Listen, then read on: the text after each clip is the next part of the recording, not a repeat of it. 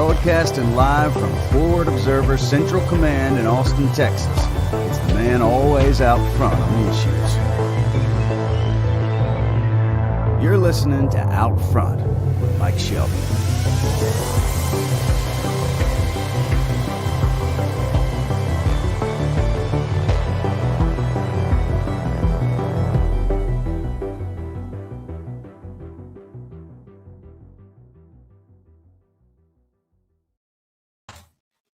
Hello and good afternoon, everybody. Welcome to Out Front. I'm your host, Mike Shelby. Thanks for being here. Do me a favor, go ahead and smash that like button. And also, if you like my message, if you like what I've been talking about, please also hit that subscribe button and help us grow the channel.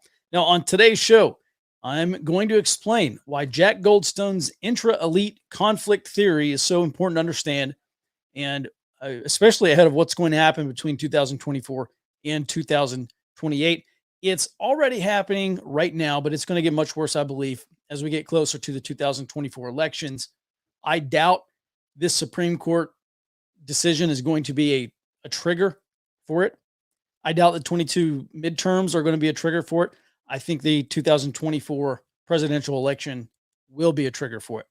Now, if this American empire collapse theory or hypothesis is accurate, then we're going to see elites and anti-elites competing for control over power in the United States, competing for control and influence, trying to capture these power centers that may be up for grabs. By the way, Samuel Huntington was talking about U.S. decline, almost this very thing back in the 1990s. He wrote an entire book on it called The Clash of Civilizations. It's a great book. A core argument that he makes in the book is that U.S. decline is mostly due, or partly at least due, to the relative growth of other countries such as China. Very interesting book. By the way, the subtitle of that book is called The Remaking of the World Order. So Huntington was clearly way ahead of his time, 20, 30 years ahead of his time. And that was in 1996. So before the global war on terror, before Iraq and Afghanistan, before Ukraine, before Taiwan, before all the rest of it. Now, several years ago, I did a chapter by chapter book summary for that, and maybe we can dedicate a whole show to that book next week because it's very important. It's a very important book. I would also point out that in addition to Jack Goldstone and Peter Turchin and Samuel Huntington, there are a lot of other thinkers and authors who've contributed to what I think is a very compelling argument about the collapse of the American empire and how this decade at least is going to be a very difficult one for the United States here internally.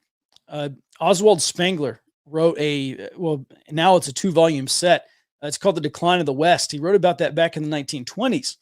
And Spengler thought there would be what we call now an American Caesar.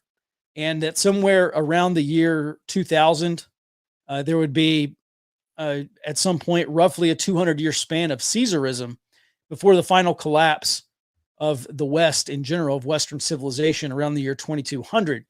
And we can go back for thousands of centuries and look at the rise and collapse of empires. We'll talk about that a lot, especially in the older videos over on the Forward Observer website. What I'm doing is taking a lot of that history and understanding and really comparison of history to today's events, looking for historical indicators and finding contemporary instances today. I'm moving that over here to this channel. So thanks for being along for the ride here. So if Oswald Spengler is correct, and that does become the case, then that means we're going to be fighting a war here domestically. If history is any indicator, probably maybe a series of wars, especially if the Roman collapse is any indication, before Western civilization finally collapses for good. We talk about very lovely things on this show. And also for me, this really underscores the importance to build and maintain a first world zone and a third world country. Because when we talk about the collapse of the American empire, the collapse of the West, this is exactly what we're talking about. A reversion to the global mean. America is going to look a lot more like the countries that most Americans only see on TV. And I don't want to be a fatalist about this. However, history is a great teacher. These are historical cycles. You I don't think there's any escaping historical cycles, because I think fundamentally we're talking about human nature that causes these historical cycles, especially with the rise and decline of states or the collapse of empires. We're talking about human nature here, and we can no more prevent the collapse of an empire than we can change all of human nature. So this is maybe one of the things I actually am quite fatalistic about. Now, kind of on this note, I don't think it's widely recognized, but the most accurate view of what happened in the year 2000, the summer of 2020, is that the United States survived an attempted popular revolution. And that was not a social justice riot. That's what the media would call it, and that's what maybe the political establishment would call it. But it really was a handful of individuals who aspired to elite status, and they chose to foment and agitate anger and hate and resentment, and use that to foment a popular revolution. And that's the focus of today's show: intra-elite conflict. We have people on both sides, the left and the right, competing for elite status. And Jack Goldstone actually wrote an entire book about it. I got 2 books. I was looking for last night. I have one of these copies that I keep at home and one I keep in the office, and I made a bunch of dog-eared the pages here. And this morning I can't come into the office and I start looking for all the pages that I dog-eared as a separate copy there. But it's called Revolution and Rebellion in the Early Modern World by Jack Goldstone. It's a fantastic book. I mean, it really is. It's exquisite.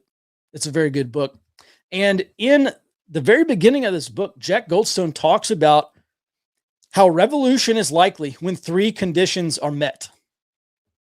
And we're going to go through these 3 conditions right now. The first condition is that when the state has a financial crisis due to an imbalance in government revenue and government obligations. If you watched yesterday's video that I posted, I talk about, this is directly from his book. I talk about the English Civil War back in the 1640s, and how one of the things that precipitated that Civil War, or that essentially state failure, is the financial crisis for the monarchy. And it got so bad that the crown had to sell off possessions and sell off lands, take out essentially loans from the aristocracy to stay afloat. And they really weren't in a position where they could tax their way. They couldn't print their way out of these problems. And of course, all this was due to war spending.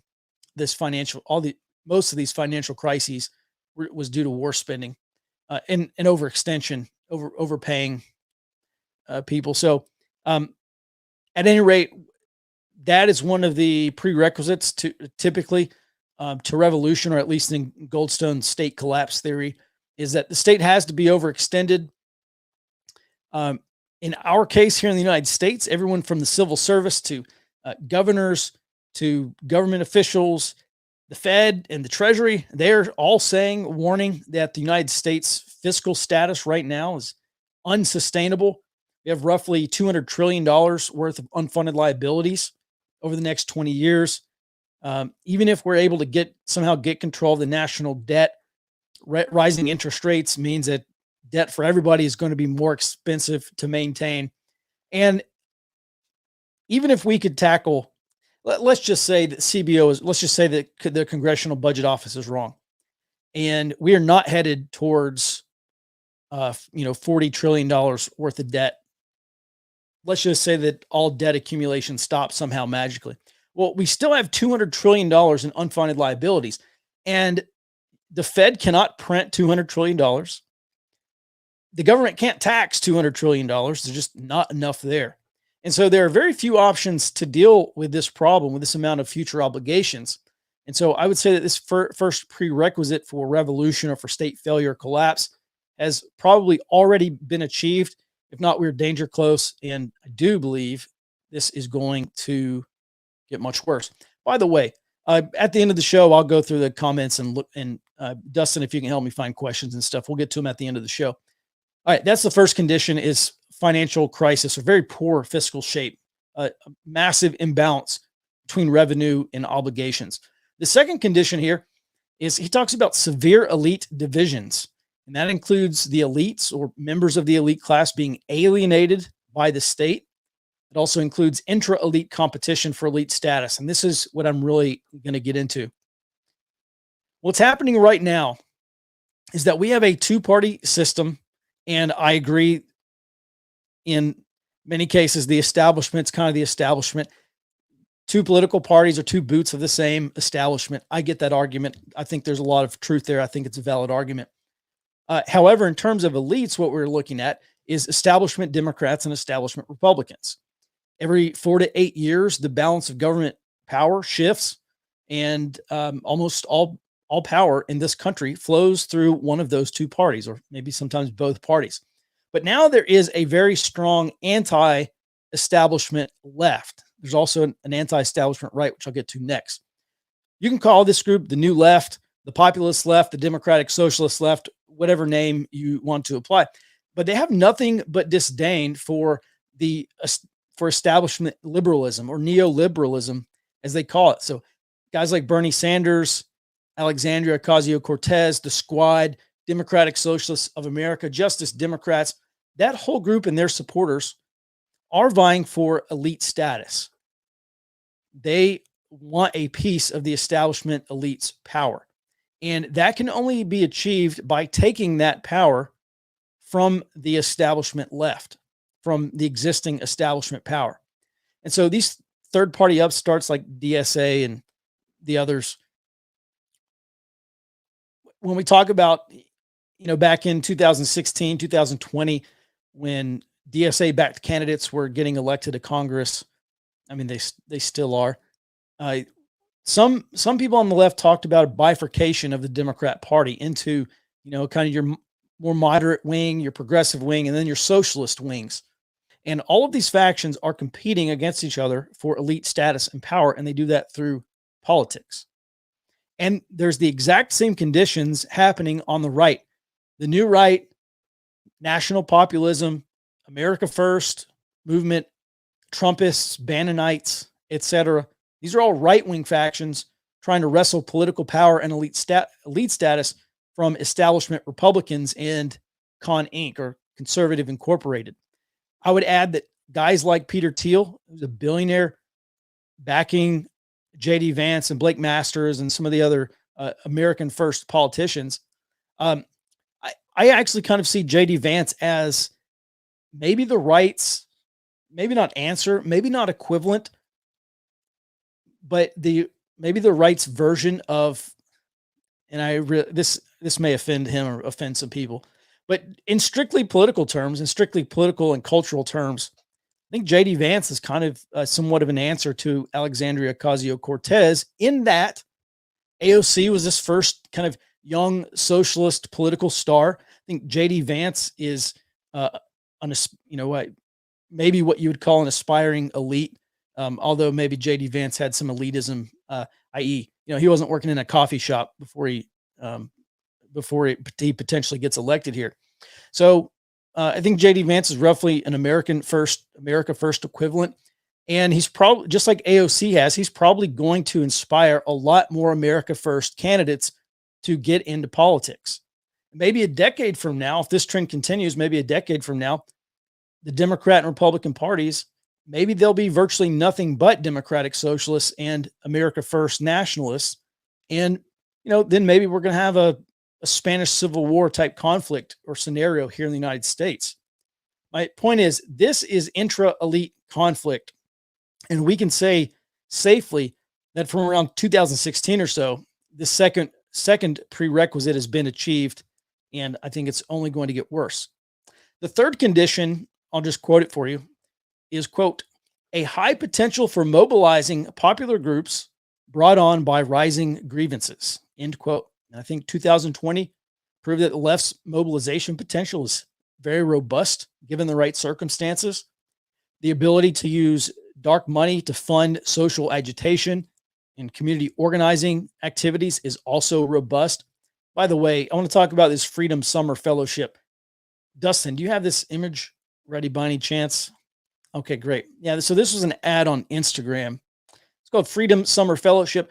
And according to this post, here's what student activists can learn. Quote, rapid response mutual aid, community organizing, political outreach, participatory defense, court watch, and leadership development. And there's also a $300 per week stipend that you'll receive while you're learning how to fortify our sacred democracy. So I also think this third condition here is fulfilled. Again, it's a high potential for mobilizing popular groups. And then Goldstone further says that when all three of these conditions are met, you typically get a fourth condition. And it is, quote, an increase in the salience of heterodox cultural and religious ideas. Heterodox groups then provide both leadership and an organizational focus for opposition to the state. Now, heterodox ideas, meaning ideas that run counter to state orthodoxy or that run counter to traditional beliefs. I'm seeing this both by the left and the right, in that both of these aspiring elite factions of the left and right are open to doing things very differently than what we have here in this country for most of this country's existence. The progress that socialist thought and ideas have had, I think, is unmatched in American history. The socialist movement, I think, is much more influential today than it was in the 1910s or the 30s or the 60s. And on the right, specifically, maybe what some people call the new right, I'm starting to see a lot of people doubt the wisdom of limited government and liberty. And I'll give you an example.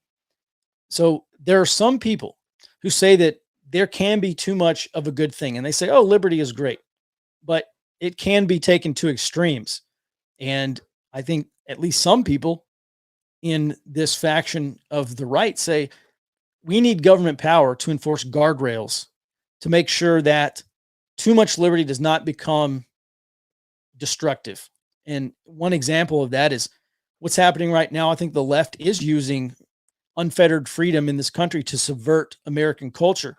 They're using technology to reach younger and younger audiences. And first it was, well, gay marriage, that's just two people who love each other. And what they do in their bedroom should be no concern of yours. And you say, okay, yeah, I see the logic in that. Maybe government should not be making laws about two people getting married. And fast forward just a handful of years later, and you go, well, all of a sudden there's drag queens being promoted and all these alternative lifestyles being promoted nonstop in all facets of pop culture. And there's drag queen story hours at public libraries targeting the youth. And there's transgenderism that's being pushed into pop culture, especially targeting young children. And you go, well, hang on. This is not actually what we signed up for. Like, maybe you were okay with two men or two women getting married, and it has progressed far, far beyond that. And so that's kind of what I mean about some people on the right thinking, yeah, maybe this freedom stuff has gotten a little bit too destructive for our society. Well, America's a free place, right? You bigot.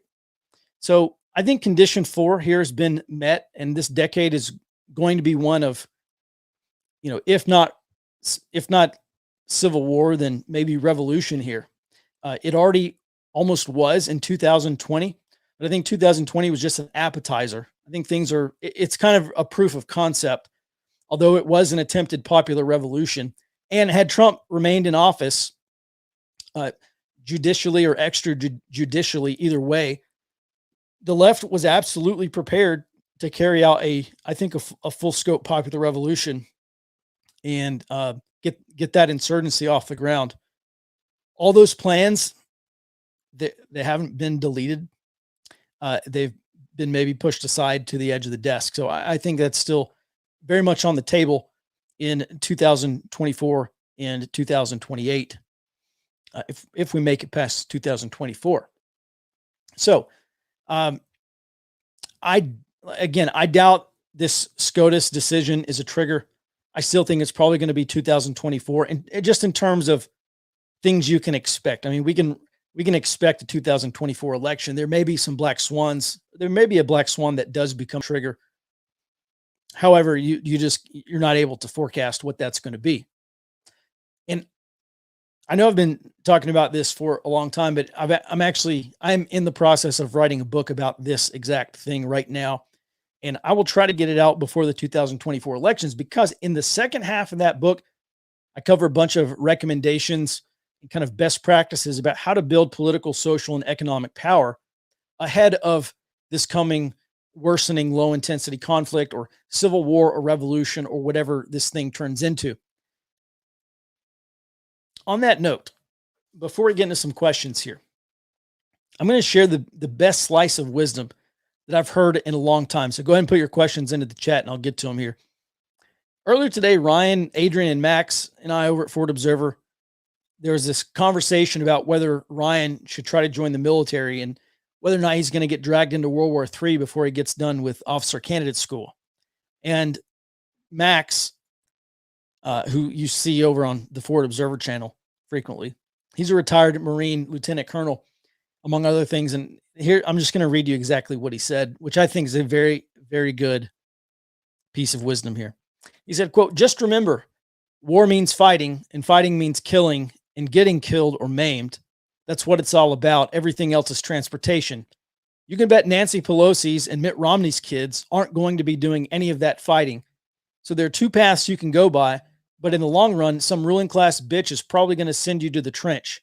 Oorah, hooah, and get some.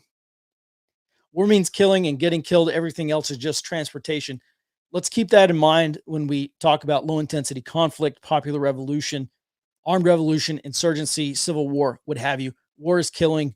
Everything else is transportation. So when I say this stuff, I'm not talking about a purely academic exercise. I'm saying things are going to get very bad in this country. As bad a time as we've seen in this country in, I don't know, 150 or so years. And if that's a concern that you have, I have that concern, then I have that concern about what's going to happen this decade, potentially in as soon as roughly 2.5 years, maybe even before that. Then prepare accordingly. Start this weekend. All right, we're going to get to some questions now / comments. If you agree or disagree with me, go ahead and preface your comment or question with a Q. That way it's easier for us to find in the chat here. And we will get to these. And also, Dustin, if you can maybe pop some up on the channel if we have any. All right, Nick asks, Mike, could we utilize the possible coming societal upheaval to build an even better America on the other side of it? You would like to think that's what happens. Okay. One of the things that Jack Goldstone talks about in this book is demographics more often than not drives like civil war and state collapse. He says, you think maybe it's political differences or something like that. And maybe that's kind of the trigger or the dividing lines. But in the case of the English Civil War, as I talked about in yesterday's video, the population of England doubled between like 1500 and 1640. And the percentage of landless peasants grew from 11% to 40%. Those are demographic factors. And I think those by far were maybe the biggest accelerants of the English Civil War. Well, one thing that happened after the English Civil War is you get a population decrease. And that's why for generations following the English Civil War, you had a relatively peaceful couple of generations.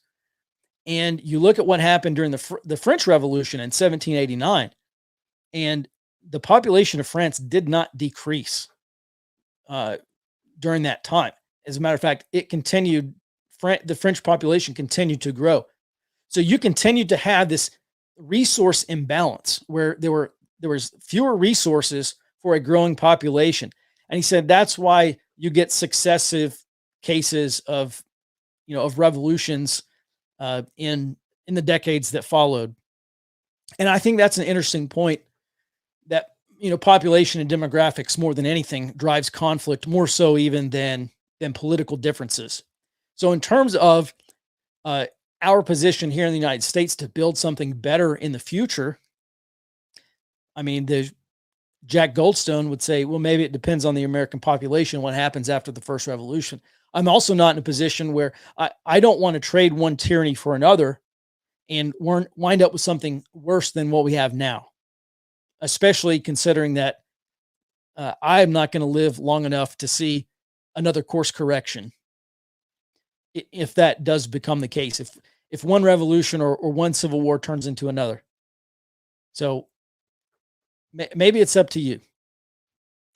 All right, next question. Do you expect European right and left meddling in upcoming civil war in America or whatever this conflict might become?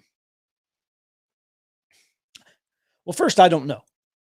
I have not even, I have considered a little bit. As a matter of fact, I think I talked about it on one of the shows in the past month or so, what external support to an American conflict might look like. I just don't know enough about the European right and left. I mean, is there going to be an international brigade in the next American Civil War? I don't know. I mean, presumably that could happen, but I think, there's just no lack of combat veterans or combat know-how in the United States. There's also no lack of manpower for young people, I think, on either side. And again, let me just kind of rephrase this basic knowledge of low intensity conflict. Typically in low intensity conflict, you have a very, very small percentage of the population.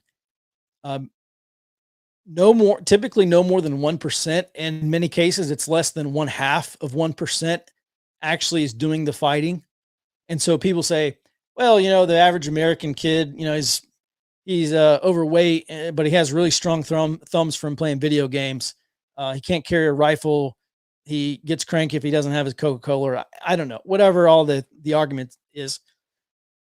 However, our knowledge of low intensity conflict, especially smaller conflicts such as insurgencies, it doesn't matter what the average person, if the average person is fit to fight. The people who are fighting those conflicts are probably already ideologically driven towards that anyway. And I just don't think manpower is going to be an issue in any kind of low intensity conflict here in the United States. That's a good question. In short, I don't know. Sorry. What is participatory defense? Man, that's a really good question. I was about to Google that in the remaining minutes before the show, but I actually don't know what that is, other than, on the left, they talk a lot about community self-defense, like, oh, we have to defend ourselves. We're not in a position to call the police, et cetera, et cetera. So, maybe that goes into some kind of community self-defense thing. And I don't know, maybe that's the PC way of saying that. But I'm sure Google knows. When will online classes be up and running? Well, the area intelligence course is up on Gray Zone Activity. It's www.grayzoneactivity.com.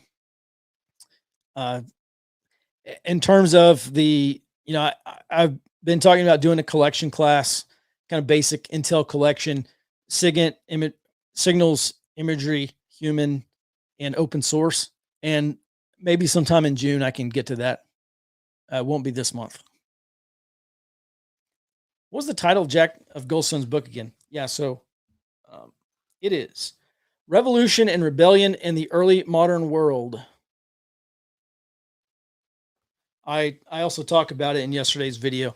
By the way, if you haven't seen yesterday's video, you should go back and watch it, because it kind of goes over kind of a foundational amount of knowledge that you should have before we get into some of this other stuff, and really more advanced topics we'll be talking about in the weeks ahead. How strongly do you think Biden's new Ministry of Truth will affect us societally? How strongly? Well, I think the biggest avenue for the Ministry of Truth is just to work with tech companies to shadow ban or outright ban the fine purveyors of disinformation. By the way, there's a pretty good exchange between DHS Secretary Alejandro Mayorkas and Senator Rand Paul. And he said government is not, he said, do you know who the largest distributor of disinformation is in world history? And he said it's the United States. Strong argument. Very good case for that being the answer. And so he said, how is the federal government going to be in a position to prosecute disinformation when they are the world's largest source of it? It's a fair question. But what I expect is some of the same stuff we've seen. They're just spending money to do it now and staffing up an office to go after targets. So, my guess is, let me rephrase one thing here. Is there a need to combat disinformation? Yeah, I actually do think there's a need to combat disinformation. If you are the federal government and your concern is that Russia and China are going to be spending lots of money and lots of time pushing disinformation to heat things up here in the United States, low intensity conflict, to agitate socially and push people towards political violence. If you're the federal government, then yeah, there's a very urgent need to combat disinformation. Rand Paul says, look, the average American is smart enough to know disinformation when he or she sees it. That's not a quote, but I'm not sure that I agree with him there. But yeah, I still think the federal government, if this thing, actually gets funded and stood up, and I don't know when it's going to actually be IOC, but when it does, I think they're just going to work with tech companies and social media companies and maybe even internet service providers to say, oh, this guy's got a Telegram channel. Oh, this guy's posting videos to Odyssey, or this guy's posting videos to Gab, or some, other platform where big tech doesn't have total control over. And maybe we see level at the ISP, or maybe see action at the ISP level. I don't know. Tough to say, but they've got some options out there. Good question. Well, you won't live long enough to see another course correction. Do you think compiling your works into a book would help the ones? Yeah, sure. I wrote a book. I've actually written 2 books now. I wrote one in 2013. I wrote another one in 2015. This one I hope will be out maybe in 2023, just being super honest. I've still got to do a ton of research. I've got to finish a ton of research on it. But yeah, I probably should compile a bunch of this stuff into a PDF or something that can be distributed. Yeah, fair enough. You think new discourses translations from the wokish is a benefit to understanding the new left and their buzzwords like participatory defense? Man, I'll be real honest. I'm not that familiar. I think that's James Lindsay's thing, if I'm correct. And I only know that because I follow, or maybe I used to follow him on Twitter. I don't know enough about the new discourses, but if it kind of sounds like he's taking what they say and explaining it. I mean, yeah, that's probably a good idea to follow, or maybe a good idea to understand what these terms mean.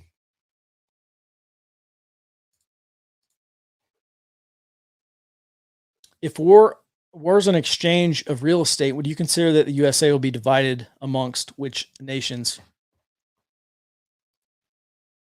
I get a lot of questions about that, whether I think China is going to invade the United States. I think there are, even if, I should not say if, let's talk about empire collapse briefly, because the British used to have an empire, and they did have an empire collapse. Well, Great Britain, the UK, it's still a country / kingdom / whatever they are. And they haven't gone anywhere. The biggest thing that's collapsed for the British are they no longer have colonies all around the world. So if we do see an American collapse, if we do see a collapse of Western civilization, presumably the United States may remain a country. It just will not remain an empire. Does the U.S. balkanize? I think there's a very good argument, a very good case to be made that it does balkanize. We can take some kind of speculative stabs at that just by looking at red states and blue states, for instance. But I don't think there's a firm answer just yet on that. Have you read Leviathan and Its Enemies by Sam Francis and a Managerial Revolution by James Arnold? No, I haven't, but I haven't read Leviathan and Its Enemies, but I did buy The Managerial Revolution. It's in my stack of stuff to read, but there's just not enough hours in the day, but it's on my reading list. It is. with lockdowns and a bad economy, you have large numbers of people moving to different states. Will this separation of population by ideology encourage or discourage some sort of civil war?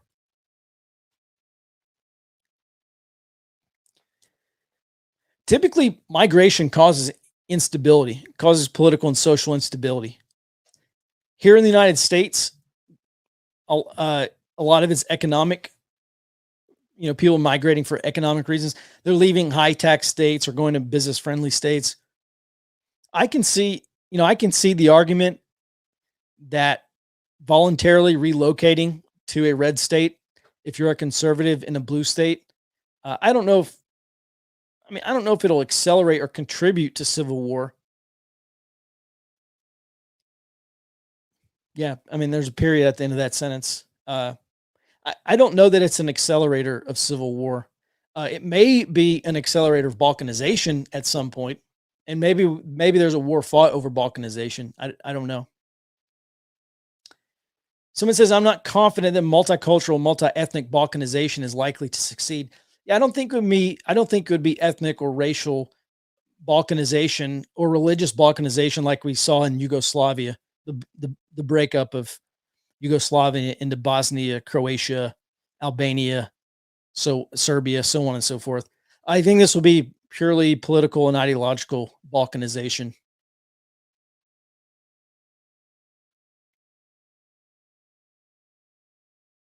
Maybe we'll do one more question if there is one question. All right, no other questions. All right. Well, gang, listen, I think that's going to do it for today's show.